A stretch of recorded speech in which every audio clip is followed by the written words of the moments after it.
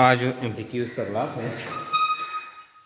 तो देखें, ये कहता है 110, if closing stock is over valued profit will be understated, overstated, no change. अगर क्लोजिंग स्टॉक हम ओवर वैल्यूएशन करते हैं तो देखें ये हम यानी क्लियरली यानी नोमेरिकली ये हम साबित करेंगे कि इसमें हमारे पास यानी ये रियल है, ये रियल क्लोजिंग स्टॉक है और यहाँ पर हम ओवर वैल्यूड करते हैं, ओवर वैल्यूड। तो जब हम यानी इनकम स्टेटमेंट बनाते हैं तो इसमें हम रिकॉर्ड करते हैं सेल्स। फॉर एग्जांपल यहाँ पर हमारा जो सेल है वो 10,000 है। इससे हम लेस करते हैं कॉस्ट ऑफ गुड्स सोल्ड। तो कॉस्ट ऑफ गुड्स सोल्ड में हमारे पास यानी मटेरियल या ओपनिंग इन्वेंट्री, यहाँ पर हमारे पास है ओपनिंग इन्वेंट्री। फर्स्ट करते हैं ये 2,000 है, 2,000। इसके साथ हम जमा करते हैं परचेजिज हम 7,000 जमा करते हैं। तो टोटल जो गुड्स अवेलेबल फॉर सेल ये यानी आता है कितना आता है, ये 9,000। अब इससे हम माइनस करते हैं क्लोजिंग स्टॉक।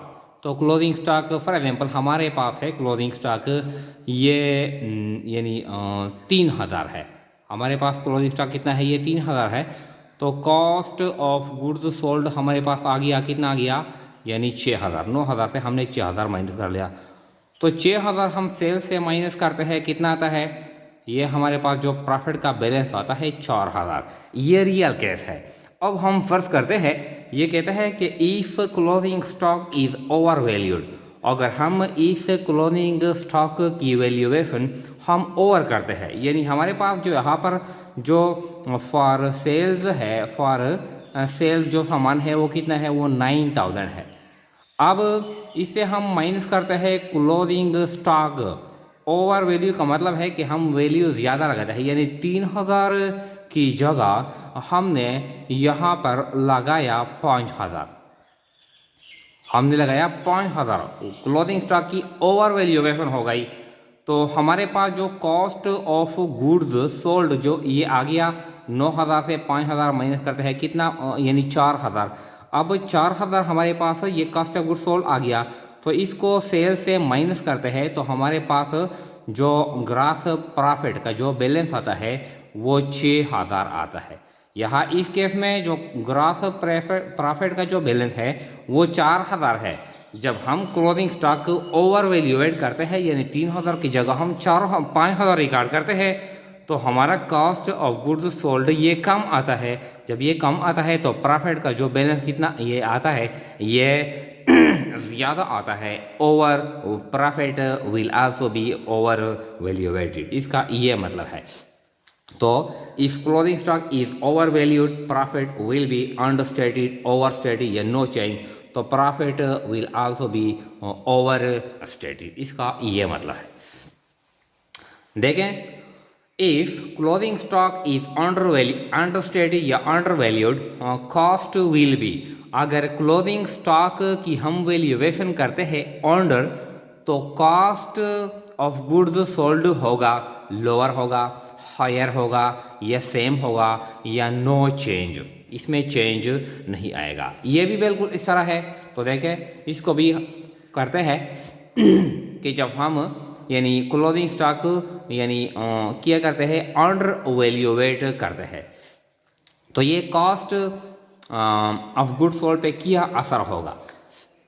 तो कॉस्ट ऑफ गुड्स यानी यहाँ पर हम रिकॉर्ड करते हैं यानी ये भी केस करते हैं। ओपनिंग स्टॉक हम रिकॉर्ड करते हैं, ओपनिंग स्टॉक ये फर्स्ट करते हैं कि ये हमारे पास 3,000 है, 3,000। इसके साथ हम जमा करते हैं परचेजिज हमने फर्स्ट करते हैं कि हमने 6,000 कर लिया है। Total goods available for sales ये कितना है, ये 9,000 है। अब इसे हम माइनस करते हैं क्लोजिंग स्टॉक ये हमारे पास जो रियल है, हम फर्स्ट करते हैं कि रियल हमारे पास ये 6,000 है, 6,000 है।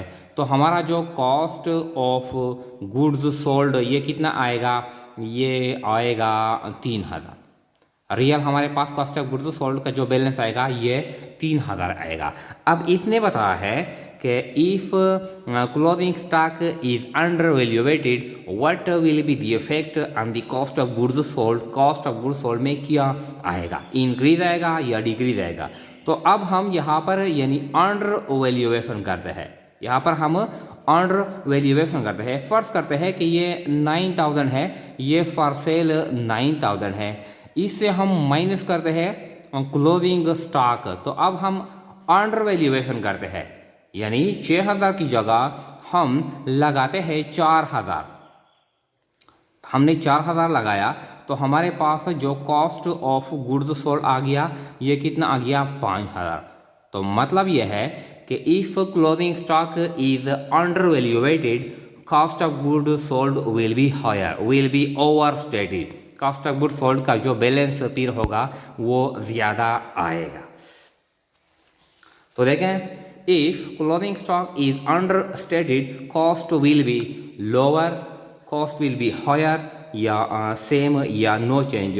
तो कॉस्ट क्या होगा, कॉस्ट हायर होगा, ज़्यादा होगा, इसका ये मतलब है। फिर देखें 12, the value of forest, the value of forest decrease. जो फॉरेस्ट है यानी जो नेचुरल रिसोर्सेज है, डिक्रीज ड्यू टू यूज, इस्तेमाल की वजह से फॉरेस्ट की वैल्यू में डिक्रीज आ गया। इज द एग्जांपल ऑफ, यानी जो नेचुरल रिसोर्सेज है, राख है, साल्ट राख है, कोयल राख है, ऑयल फील्ड रिजर्व है, फॉरेस्ट है, तो ये नेचुरल रिसोर्सेज है। जब इसमें डिक्रीज आता है तो इसको कहते हैं एमोर्टाइजेशन, डिप्रिसिएशन या डिप्लीशन। इसको क्या कहते हैं, तो इसको कहते हैं depletion. The decrease in the value of natural resources is called depletion. 13 कहता है the current and non current assets classification is made on the basis of. ये जो बेनिफिट में हम करंट एसेट और नॉन करंट एसेट या current asset और fix asset या प्लांट एसेट या परमानेंट एसेट, ये जो हम रिकॉर्ड करते हैं, इसका जो क्लासिफिकेशन है ये क्यों किया गया है, ये हमारे पास एक अकाउंटिंग प्रिंसिपल है, इसकी बुनियाद पर किया गया है। तो वो अकाउंटिंग प्रिंसिपल कौन सा है, matching principle, going concern principle, cost principle या नन। तो ये जो करंट और नॉन करंट एसेट का जो क्लासिफिकेशन है ये गोइंग कंसर्न प्रिंसिपल की बुनियाद पर किया गया है। तो यानी जो गोइंग कंसर्न प्रिंसिपल यानी वो एसेट जो हम कारोबार में लॉन्ग टर्म के लिए इस्तेमाल करते हैं, यानी वो नॉन करंट एसेट है या फिक्स एसेट है या परमानेंट एसेट है, और हम जो एक साल में इस्तेमाल करते हैं वो क्या है, वो करंट एसेट है। तो गोइंग कंसर्न प्रिंसिपल ये कहता है कि जो बिजनेस हम करते हैं वो अनफोर्सिएबल फ्यूचर टाइम के लिए हम करते हैं, यानी अनलिमिटेड फ्यूचर टाइम के लिए हम करते हैं, 1 साल के लिए या 2 साल के लिए नहीं करते। तो वो एसेट्स जो हम लॉन्ग टर्म में इस्तेमाल करते हैं वो फिक्स एसेट है, वो नॉन करंट एसेट है, और वो एसेट जो हम 1 साल में इस्तेमाल करते हैं वो क्या है, वो करंट एसेट है। 14 fix cost per unit increases when production increases decreases constant. ये कहता है कि fix cost per unit increases, fix cost per unit ये इंक्रीज होता है जब क्या होता है, प्रोडक्शन ज़्यादा होता है, कम होता है या कांस्टेंट होता है। तो ये भी यानी प्रैक्टिकल हम क्वेश्चन करेंगे। तो हमारे पास फॉर एग्जांपल हमारे पास फिक्स कॉस्ट है, हम फर्स्ट करते हैं कि हमारे पास जो फिक्स्ड कॉस्ट है ये है हमारे पास ये 5000 है। हमारे पास जो फिक्स कॉस्ट है ये 5000 है, और जो यूनिट्स हमने प्रोड्यूस कर लिया है, हमारे पास 5000 कॉस्ट है और जो यूनिट हमने प्रोड्यूस कर लिया है ये 1000 हमने प्रोड्यूस कर लिया है। तो पर यूनिट कॉस्ट कितना आता है, यानी ₹5 पर यूनिट कॉस्ट ₹5 आता है। अब हम फर्ज करते हैं कि यूनिट को इंक्रीज करते हैं। देखें 5000 हमारे पास फिक्स कॉस्ट के यूनिट हमने प्रोड्यूस कर लिया है, यानी 2500 हमने 2500 यूनिट प्रोड्यूस कर लिया है। तो पर यूनिट कॉस्ट क्या आ गया, यानी कम हो गया, पर यूनिट कास्ट कम हो गया। अब देखें यूनिट को हम डिक्रीज करते हैं, कम करते हैं। हमने फॉर एग्जाम्पल फर्ज करते हैं कि हमने 500 यूनिट्स बनाए हैं, तो पर यूनिट कास्ट क्या आ गया, ये 10 आ गया। अब ये क्या कहता है, देखें fix cost per unit increases, यानी हमारा जो केस है वो ये है, फिक्स कॉस्ट हमारे पास 5 आया है, अब ये इंक्रीज हो गया, यानी 5 से क्या हो गया, इंक्रीज हो गया 10 को इंक्रीज हो गया। ये क्यों इंक्रीज हो गया, क्योंकि यूनिट पहले 1000 थे, अब यूनिट हम यानी कम हो गए, 1000 से 500 तक आ गए।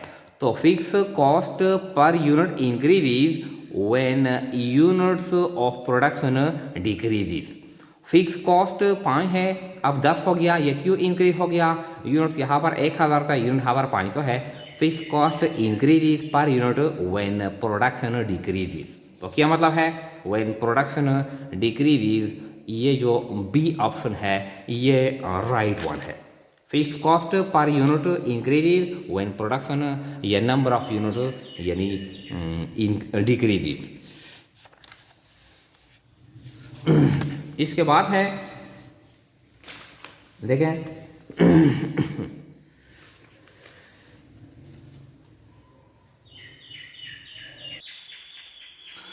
ये 115 क्या कहता है, ये कहता है कि एक्चुअल फैक्ट्री ओवरहेड इज ₹50,000। जो एक्चुअल फैक्ट्री ओवरहेड है ये 50,000 है, एंड स्पेंडिंग वेरिएंस इज ₹4,000, और जो स्पेंडिंग वेरिएंस है ये 4,000 है। ये और ये स्पेंडिंग वेरिएंस क्या है, ये अनफेवरेबल भी है। The amount of budgeted factory overhead, amount of budgeted factory overhead कितना होगा। तो देखें ये जो स्पेंडिंग वेरिएंस है इसका जो फॉर्मूला है ये इस तरह है कि actual factory overhead cost less budgeted factory overhead, budgeted factory overhead, फिर ये हम यानी करते हैं स्पेंडिंग वेरिएंस।